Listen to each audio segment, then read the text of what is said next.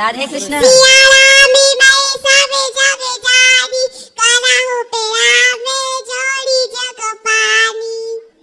मैं भगवत गीता का श्लोक बोल रही हूँ। यदा हि धर्मस्य ग्लानिर्भवति भारत अभ्युत्थानं धर्मस्य तदात्मानं सृजाम्यहं परित्राणाय साधूनां विनाशाय च दुष्कृतां धर्म संस्थापनार्थाय संभवामि युगे युगे। मैं भगवान के 24 अवतार बोल रही हूँ।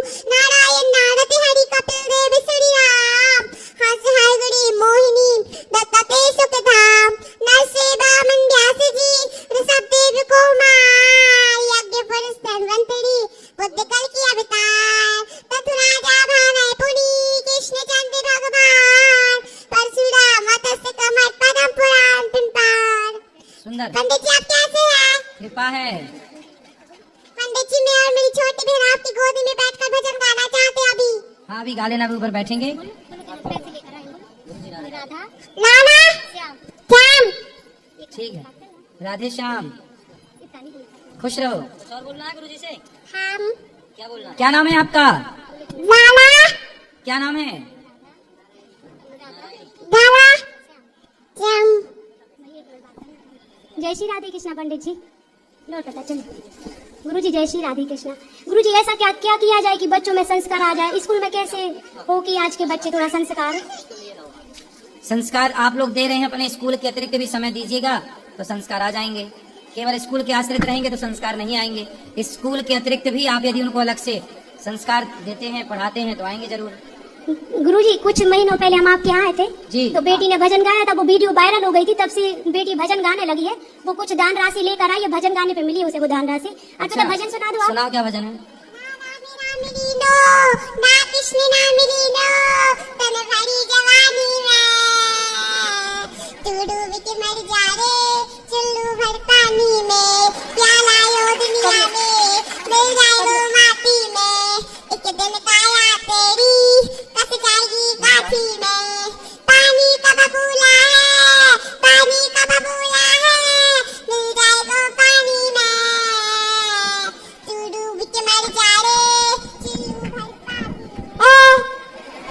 तू डूब के मर जा रे चुल्लू भर पानी में क्यों करता मेरा मेरा यहाँ कुछ भी नहीं तेरा एक दिन होगा भैया तेरा मरघट में डेरा कुछ कमा के ले जा रे कुछ कमा के ले जा रे ऐसी जिंदगानी में तू डूब के मर जा रे चुल्लू भर पानी में तू डूब के मर जा रे चुल्लू भर पानी में। चलो आप भी सुनाओ।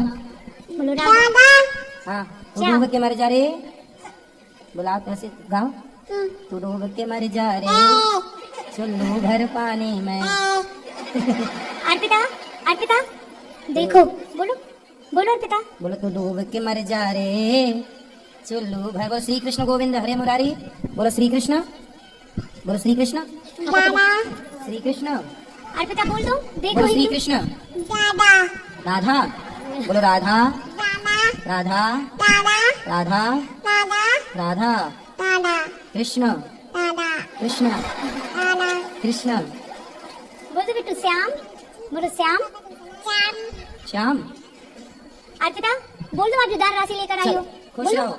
गुरुजी दोनों बेटियां मंदिर में भजन गाने जाती हैं।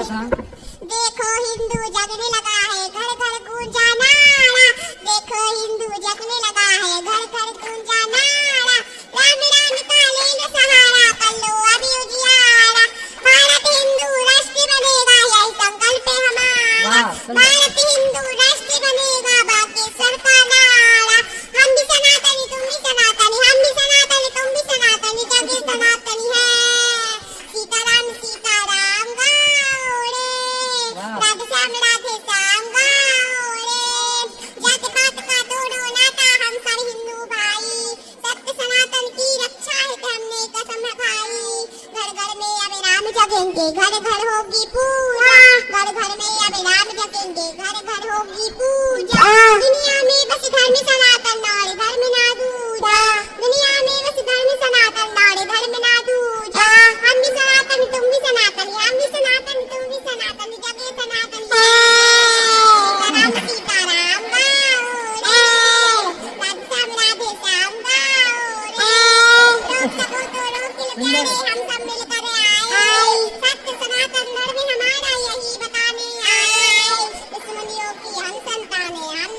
कसम है भाई, दुश्मनियों की हम संतानें, हमने कसम है भाई, जात पात में टूट न जाना, हम सब हिंदू भाई, हम भी सनातन तुम भी सनातन, हम भी सनातनी तुम भी सनातनी, जगह सनातनी है। सीताराम सीताराम गाओ रे, राधे श्याम राधे श्याम गाओ रे। पंडित जी आप जो सारी सेवा करते हैं उन सेवा के लिए मैं पैसे लेकर आई हूँ। वाह, ये पैसे मुझे ना मेरी छोटी बहन और मैं मंदिर में ढाबा पे भजन गाने से मिलते हैं। अर्पिता माइक में से बोलो बिट्टू, माइक में से बोलो। ये बच्चों को भजन गाने में जो पैसे मिले हैं तुम माताओं के लिए लाई हो। सारी सेवाएं बोल दो बेटा। वाह, बहुत सुंदर। जी, आप इन पैसों से बहुत बड़ा गुरुकुल बनाओ। उसमें हम बोलो। उस गुरुकुल में मैं और मेरी छोटी बहन पढ़ना चाहते हैं। आप मेरा YouTube चैनल सब्सक्राइब कर लो, सब लोगों से कह दो। तो गुरुकुल है, हाँ। ठीक है, गुरुकुल बनाएंगे आपके लिए। अंजलि ठाकुर भजन 65666। ठीक, सुंदर, तालियां। अर्पिता सॉल्व दे दो, सॉल्व। लाला हैं? क्या कहना है? हाँ, थैंक यू, धन्यवाद। अर्पिता उड़ा दो सोल पंडित जी को, उड़ा दो गुरु जी को सोल। सिंपैथी कर लो बेटा। खुश रहो, ठीक, खुश रहो, वीडियो। ठीक है। चलो, आप बताओ किसका प्रश्न है? गुरुजी जय श्री राधे कृष्ण। बस एक क्वेश्चन है गुरुजी, मेरी बहन ने मकान लिया है बना हुआ, वो अभी 2 साल पहले बना है। उसका पूरा पश्चिम दोनों तरफ आना जाना है, लेकिन पश्चिम मुखी ज्यादा है। और गुरुजी वो पूरब मुखी दरवाजा है ना, तो वहाँ पे लेट बात अटैच है। तो कुछ पंडित जी बोल रहे हैं कि वहाँ पे वास्तु दोष है, और कुछ कह रहे नहीं है, कुछ कह रहे पूजा करवा लो तो ठीक नहीं हो तो जाएगा। आपके यहाँ वॉशरूम जो है वो ईशान की तरफ है, पूरब उत्तर में है क्या? गुरुजी ऐसा है, पूरा पश्चिम और उत्तर दक्षिण, इस तरफ सीट है पीछे वाले गेट के यहाँ, जहाँ पूरा पश्चिम दरवाजा खुलता है, पर वहाँ से आना जाना कम रहेगा। तो पूरब पश्चिम, तो भाई देखो आपकी जो वॉशरूम है वो पूर्व की दीवार पे है, पूर्व की ओर कि पश्चिम की ओर? देखो जैसे ये मान लो कि ये प्लॉट है, ये पूरब है, ये पश्चिम है, ये उत्तर है, ये दक्षिण है। तो पूरब, तो वॉशरूम पूरब यहाँ कि यहाँ पश्चिम की तरफ है? गुरुजी इस तरफ है, इस तरफ, यहाँ इस तरफ, इस तरफ, इस तरफ, इस तरफ। ये हाँ। ये कोने में। हाँ। तो पूरब उत्तर का कोना ये ईशान हो गया। हाँ। यहाँ ईशान में नहीं होना चाहिए। तो गुरुजी इसको हटवा दे कि उसका यदि ये निवारण। पूरब है तो ये उत्तर है, हाँ और यदि ये पूरब है तो ये पश्चिम है, ये उत्तर है तो ये दक्षिण है। तो ये ईशान ये हो गया, ये आग्नेय कोण ये हो गया, ये पूरब उत्तर का कोना ईशान में, यहाँ वॉशरूम नहीं होना चाहिए। तो सर गुरुजी सीट को फिर हटवा दे वहाँ से। हाँ, यहाँ पानी का हो सकता है। हाँ। यहाँ पानी नहाने का तक तो ठीक है। हाँ। पानी का प्रवेश है, पर वहाँ सीट नहीं लग सकती। तो गुरुजी सीट को बंद करवा दे। सीट यहाँ लग सकती है। ये पश्चिम में, दक्षिण की, पश्चिम की दीवार सबसे बेस्ट होती है। ओके, ये गुरुजी। पश्चिम, पूरब, पश्चिम, उत्तर, दक्षिण, पश्चिम की दीवार ये है। पश्चिम और दक्षिण की तरफ हो सकता है। गुरुजी पश्चिम में ज्यादा उत्तम है। तो फिर वॉशरूम जब भी बनाए तो पश्चिम की ओर बनाए। प्लॉट के पश्चिम भाग में, पश्चिम तरफ यदि वॉशरूम वगैरह है तो सही है। कमरा बनाए, कमरे में भी अटैच बनाए तो कमरे में भी पश्चिम की ओर। 4 दीवार होती है ना कमरे में, हाँ, तो एक दीवार पूरब की ओर, एक पश्चिम की ओर, एक उत्तर की ओर, एक दक्षिण की ओर। तो पश्चिम की ओर ही वॉशरूम होना चाहिए। दक्षिण की ओर भी चलता है, पर शुभ ज्यादा वॉशरूम पूरब उत्तर में नहीं होना चाहिए। गुरुजी उसमें 2 वॉशरूम है, एक आगे साइड है और एक वो पीछे साइड, मैंने बताया आपको। हाँ, तो वो ईशान में नहीं होना चाहिए। गुरुजी मेरे नाना जी अभी लास्ट गुरुवार को सदगति हो गई है, तो अभी तो मतलब 13वीं है, कल 31 परसों। तो गुरुजी ऐसा क्या किया जाए कि उनकी सदगति हो? हाँ, तो उनकी सदगति के लिए उनके भागवत जी का पाठ करा सकते हैं, गया श्राद्ध इत्यादि करा गुरु, सकते। खुश गुरुजी रहिए। एक क्वेश्चन जैसे गुरुजी, तो स्कूल में शिक्षा होनी चाहिए ना धर्म की, ऐसे कैसा होगा गुरुजी की स्कूल में रामायण और सुंदरकांड का भी एक सुंदरकांड का सरकार को भी- चाहिए कि शिक्षा प्रणाली को ठीक करें और शिक्षा के संग संस्कार ऐड करें। तो कैसे होगा वो गुरुजी? सरकार को करना चाहिए। सरकार देखो कब करेगी, राम जाने। और गुरुजी धर्म विरोधी है जो आप कहते हैं गाय पालन करना चाहिए, तो वो फिर रोक टोक क्यों करते हैं? उनके गोबर से, गाय के यूरिन से, गुरुजी जहाँ हम रहते हैं तो वहाँ ये सही नहीं हो रहा है, वो मना करते हैं। जो और हिंदू लोग है ना गुरुजी, उनसे कुछ कह ही नहीं पाते हैं, पता नहीं वो क्यों नहीं कुछ कहते हैं। हिंदू लोग, हाँ। हिंदू ना, देखो हिंदू अपने धर्म को समझ नहीं रहा है, अपनी संस्कृति को समझ नहीं रहा है, डरता बहुत है हिंदू। हिंदू के अंदर डर है, संगठित नहीं है हिंदू, और उसके डर का कारण ही है कि वो गुलाम बन जाता है डर के कारण, लेकिन आवाज नहीं उठाता। गुरुजी और हम कुछ कहें तो हमसे कहते हैं शांत रहो। वैसे हमारी तो गाय वो है नहीं, किसी पड़ोसी की है। तो गुरुजी मैं और मेरी ये दोनों बेटियां सेवाएं करते हैं, दूध भी नहीं वो देती है। नहीं, सेवा आप करिए। तो गुरुजी हम सेवा करते हैं तो वो लोग विघन डालते हैं कि यूरिन करती है। गुरुजी हम गोबर भी करते थे, कंडा भी पाथ लेते हैं, ऐसी कोई दिक्कत नहीं रहती। हाँ, कंडा भी काम पे आता है, सही है। हाँ गुरुजी जय श्री राधे कृष्ण। जय श्री गुरुजी आप अपना आशीर्वाद बनाए रहना हम सभी पर। खुश रहिए, खुश राधे कृष्ण। गुरुजी के चरणों में प्रणाम। गुरुजी सनातन धर्म के बारे में जानना चाहते हैं। जब जितने लोगों से पूछा जाता है उतनी तरह का उत्तर मिलता है। और जानना ये था मुझे, सनातन धर्म जब उदय पर था तो पुष्पक विमान चला करता था, हैं? पुष्पक विमान चला करता था जब उदय पर था। तो उसके बाद जो है आज का युग जैसा है उसमें इतना पतन क्यों हुआ, इसका कारण क्या है? तो आज भी तो और विमान चल सनातन रहे धर्म हैं। क्या है? विमान आपके तो आज हिसाब भी से। चल रहे हैं। पुष्पक विमान की बात कर रहे हैं जो मन की गति से चला करते थे। गुरुजी प्रणाम। सनातन धर्म देखो इतना वैज्ञानिक है कि जब विमानों की कोई कल्पना नहीं कर पाता था तब सनातन में विमानों का जिक्र है। साइंटिफिक है विज्ञान, साइंटिफिक है सनातन। सनातन की मुख्य बात यह है कि सनातन जो है इस धर्म के अंदर दया है, सबके प्रति सबको गले से लगाने की भावना है। हमारा कोई दुश्मन नहीं है। दुनिया हमें दुश्मन मानती है पर सनातनी कभी किसी को अपना दुश्मन, जैसे मुसलमान हिंदुओं को काफिर कह के दुश्मन मानता है पर हिंदू कभी भी मुसलमान को अपना दुश्मन नहीं मानता। हमारे अंदर दया है और धरती में किसी के अंदर इतनी दया नहीं है जितनी सनातन धर्म में सनातनियों के अंदर दया है। तो हमारे धर्म ने दया करना सिखाई, सत्य बोलना सिखाया, धोखा ना देना सिखाया, जीव मात्र की सेवा करनी सिखाई।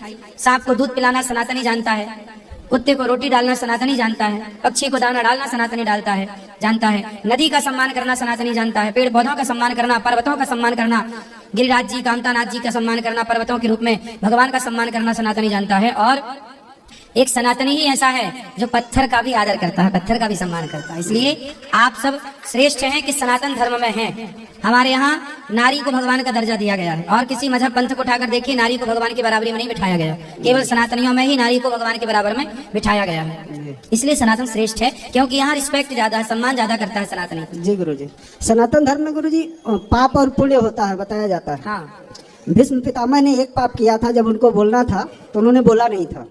और जटायु ने एक पुण्य किया था जिससे भगवान राम की शरण उनको मिली। तो जो लोग ये गंगा नहाने जाते हैं उस पर आपका क्या विचार है गुरुजी? सबकी अपनी अपनी महिमा है, गंगा की भी अपनी महिमा है। पितामह का चुप रहना पाप था पर पितामह ने ही विष्णु सहस्त्र नाम दिए हैं। जी गुरुजी।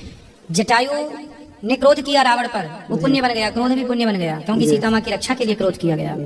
ऐसे ही गंगा नहाना अपनी जगह गंगा की महिमा है, नर्मदा की अपनी महिमा है, यमुना जी की अपनी महिमा है, सबकी अपनी महिमा है, अयोध्या की अपनी महिमा है, वृंदावन की अपनी महिमा है, सबकी महिमा है। इसलिए कहीं भी रहो, हमारे यहाँ कहीं भी रहो, लेकिन धर्म को विशेष है, दया धर्म का मूल दया करो, सत्य बोलो, किसी का दिल ना दुखाओ। ना दिल दुखाओ इसका मतलब ये नहीं है कि कोई तुम्हारी बहन बेटी को छेड़े तो चुपचाप देखते हो, नहीं। यदि माला जपना हमने सीखा है तो भाला चलाना भी सीखा है। हनुमान जी के हाथ में गदा भी है, दुर्गा जी के हाथ में त्रिशूल भी है। तो गीता और गांडीव दोनों का ज्ञान होना चाहिए, यही इसी से सनातन की रक्षा होगी। गीता से भी रक्षा होती है सनातन की और गांडीव से भी रक्षा होती है। गीता सुनने से काम हो जाता तो अर्जुन को गांडीव उठाने की क्या जरूरत थी? इसलिए गीता गांडीव दोनों की जरूरत है, तो दोनों का ज्ञान होना ही सनातन है। एक प्रश्न और है गुरुजी जी। लास्ट, आप से ही जुड़ा हुआ मैंने आपको न्यूज चैनल पर देखा पत्रकारों से कहते हुए कि जब सनातन नहीं रहेगा, देश में हिंदू नहीं रहेगा, तो आपका ये न पत्रकारिता रहेगी न कैमरा रहेगा। बगल के देश का उदाहरण आपने दिया जी। उसी से जुड़ा हुआ अखिलेश यादव का बयान आया था, आपकी वार्ता जो हो रही थी जी। फिर महिलाओं के ऊपर जो बात आई थी फिर वो आपने बोला था जी। उसमें वो बाइकाट चल रहा था आपके खिलाफ बहुत जोरों से, सोशल मीडिया से लेकर धरातल तक। हमारा समाज जो आज है, यहाँ जिस स्थिति में हम चल रहे हैं, क्या हमारे पतन का मार्ग प्रशस्त है या उत्थान का, समाज के हिसाब से गुरुजी?